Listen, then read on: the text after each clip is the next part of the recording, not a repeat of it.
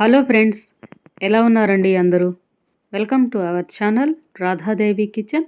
నేను మీ కృష్ణ. ఈరోజు మన రెసిపీ కాజు మసాలా. వెజ్ బిర్యానీలోకి చాలా బాగుంటుంది ఈ రెసిపీ. చేసుకోవడం కూడా చాలా ఈజీ పద్ధతిలో దీన్ని తయారు చేసుకుందాము. చపాతీలోకి పరాటాలకు కూడా అద్దిరిపోయే టేస్ట్ ఉంటుంది ఈ కాజు మసాలా. ఫంక్షన్లకి మనం ఎక్కడికి వెళ్ళినా మనకి ముందుగా బిర్యానీ కాజు మసాలాని వడ్డిస్తారు. అంత టేస్టీగా ఉండే ఈ రెసిపీ తయారీ విధానంలోకి వెళదామా? దీనికోసం ముందుగా గోరువెచ్చని పాలు ఒక చిన్న గ్లాసుని ఒక బౌల్లో పోసుకొని ఒక గుప్పెడు జీడిపప్పుని ఇందులో వేసుకొని 10 నిమిషాల పాటు వీటిని నాననివ్వాలి. 10 నిమిషాల తర్వాత ఇవి చక్కగా నాని ఉంటాయి. వీటిని మిక్సీ జార్లో వేసుకొని పేస్ట్ చేసుకోవాలి. కొద్దిగా బరక ఉండేలాగా చూసుకోవాలి. ఈ విధంగా మిక్సీ చేసుకొని దీన్ని ఒక బౌల్లోకి పోసుకొని పక్కన పెట్టేసుకుందాము. స్టవ్ వెలిగించుకొని ప్యాన్ పెట్టుకొని 2 టేబుల్ స్పూన్ల ఆయిల్ వేసుకోవాలి. ఒక చిన్న బటర్ క్యూబ్ని వేసుకోవాలి. బటర్ మెల్ట్ అయ్యాక ఆయిల్ హీట్ అయిన తర్వాత 1 కప్పు కాజును వేసుకొని వేయించుకోవాలి. ఇవి ఫ్లేమ్ సిమ్లో ఉంచి ఇలా మంచి బ్రౌన్ కలర్ వచ్చే వరకు వేయించుకోవాలి. తర్వాత వీటిని ఒక బౌల్లోకి తీసుకుందాము. చూసారు కదా, చక్కగా వేగాయి. తర్వాత అదే ఆయిల్లో ఫ్లేమ్ సిమ్లో ఉంచుకొని 1 స్పూను జీలకర్ర, 1 బిర్యానీ ఆకు, 3 లవంగాలు, చిన్న దాల్చిన చెక్క ముక్క, 1 నల్ల యాలుక, 3 టీ స్పూను అల్లం వెల్లుల్లి పేస్ట్ వేసుకొని అల్లం వెల్లుల్లి పేస్ట్ పచ్చివాసన పోయే వరకు అండ్ మసాలాలు చక్కగా వేగే వరకు వేయించుకోవాలి. ఇవి కాస్త వేగాక 1 కప్పు ఆనియన్ పేస్ట్ వేసుకోవాలి.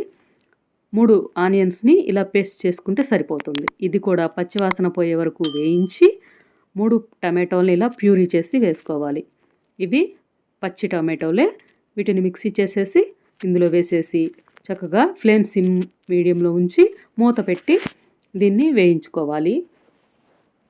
ఆ గ్రేవీ పైకి చెందకుండా ఉంటుంది. తర్వాత ఇది కొంచెం వేగాక ఫ్లేమ్ సిమ్లో ఉంచుకొని 1 స్పూన్ సాల్ట్, 1/2 టీ స్పూన్ పసుపు, 3/4 టీ స్పూన్ కారం, 3/4 టీ స్పూన్ ధనియాల పౌడరు, 1/2 టీ స్పూన్ వేయించిన జీలకర్ర పౌడర్ వేసుకొని వేయించాలి. ఇవి కాస్త పచ్చివాసన పోయే వరకు ఇలా మిక్స్ చేసుకుంటూ వేయించుకోవాలి. తర్వాత 1/2 teaspoon homemade garam masala వేసుకొని వేయించాలి. చూడండి, ఇప్పుడే కలర్ చేంజ్ అవుతుంది మనకి గ్రేవీ. ఇది కాస్త ఇలా కలర్ చేంజ్ అయ్యాక మనం మిక్సీ చేసుకున్న కాజు పేస్ట్ని వేసుకోవాలి. వేసుకుని ఇది కూడా పచ్చివాసన పోయి వరకు ఉడికించాలి. ఇలా సిమ్లో ఉంచి ఉడికించుకోవాలి. మూత పెడితే త్వరగా కాస్త మనకి ఉడుకుతుంది. చూసారు కదా, ఇప్పుడు ఇది చక్కగా ఉడికింది. ఆయిల్ కాస్త సపరేట్ అవ్వటం స్టార్ట్ అయింది. ఇప్పుడు మనం ఒకసారి మరలా అంతా మిక్స్ చేసేసుకొని మనం వేయించుకున్న కాజుని ఇందులో వేసేసుకోవాలి. ఇవి వేసుకొని మరలా మిక్స్ చేసేసి మూత పెట్టి 3 నుంచి 4 నిమిషాల పాటు ఉడకనివ్వాలి. ఫ్లేమ్ సిమ్లోనే ఉంచి ఉడకనివ్వాలి. మీరు గ్రేవీ కన్సిస్టెన్సీ ఈ విధంగా సరిపోతుంది అనుకుంటే ఇలాగే ఉంచుకోండి. లేకపోతే ఒక చిన్న గ్లాసు వాటర్ని యాడ్ చేసుకోండి, సరిపోతుంది. నాకు ఈ కన్సిస్టెన్సీ సరిపోయింది.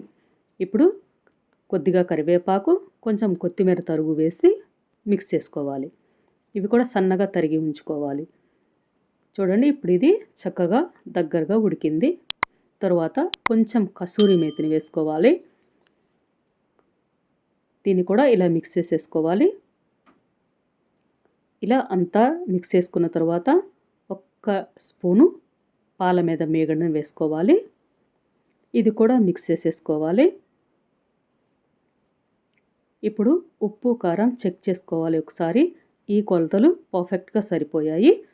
తర్వాత 1/2 టీ స్పూన్ వెన్నని వేసేసి మూత పెట్టి ఫ్లేమ్ ఆఫ్ చేసేసి 3 నుంచి 4 నిమిషాల పాటు అలాగే వదిలేసి ఆ తర్వాత దీన్ని గరిటెతోటి మరలా మిక్స్ చేసేసుకొని దీన్ని వేరొక బౌల్లోకి తీసేసుకోవటమే. చూడండి, ఇంత థిక్గా ఉండాలి మనకి ఈ గ్రేవీ. చూసారు కదా, తర్వాత చూడండి ఇంత కలర్ఫుల్గా తయారైపోయింది మనకి గ్రేవీ. ఇప్పుడు దీన్ని మనం ఒక సర్వింగ్ బౌల్లోకి తీసేసుకొని సర్వ్ చేసేసుకోవటమే. అన్ని రకాల బిర్యానీల్లోకి, చపాతీలోకి, పరాటాల్లో కూడా సూపర్ అంటే సూపర్గా ఉంటుంది. మీరు కూడా ఒకసారి ఈ మెథడ్లో తయారు చేసేసుకోండి.